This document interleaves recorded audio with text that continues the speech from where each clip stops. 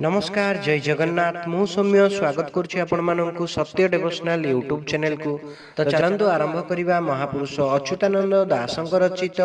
श्री अच्युत अमृतवाणीर कल्की अवतार वर्णना चतुर्थ बोली। दुष्ट जन माने बड़ी मा करी कहूण थिबे लक्ष लक्ष मिछुआ दिने भेट पड़िबे पर धन खिया दासटी दास सहस्र जान कैवल्य संगते आमिष करुथिबे भोजन पण काहाणक पाई कि ब्रह्म ज्ञान बिकिबे वेद तत्वधारी पंडिते दिने भेट पड़िबे चंडालंकु शिक्षा देबेटी अर्थ लोभरे पड़ी अणाकार सूत्र न पाई मिछ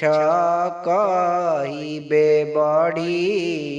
ए रूपे जे खेल लागिब घोर संग्राम हेब माला तिलक जे काटिण जीवे दया नथिब राम कृष्ण बोली नामटी कली नासन देही तहिर उपरे उदय सुण गलुड़ तुही सते राजा कली नासन शंभु परे चरण आदि माता शक्ति उपरे सर्व जीव प्रमाण तिनी 13 भितरे जोग घटी बजाण चढ़ चढ़ होई शबद गर्जुथी शून्येण ठाब कुठाब जे प्रकाश शून्य गिरी मालरे पंच सखा भेट होइब काठ जोड़ी कूलरे ज्येष्ठ मास खरा कुहुड़ी माड़ी आसुणथिब बेलकु बेल जे प्रकाश तेज धूम उठिब केही जे काहार नहिबे जोग घोर उदित एही रूपे लीला होइब दुष्ट हेबे निपात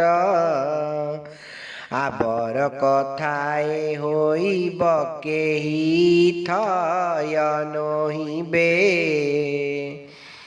बेलु बेल तेज प्रकाश दुष्ट नाश होइबे एणु करी लीला होइब भेट बर पीठरे तेणु करी लीला होइब 13 जन संगरे अनाहत ध्वनि उठिब शून्ये ध्वजा खसिब श्रीक्षेत्रु ध्वजा उड़ीण बहु दूरे पड़िब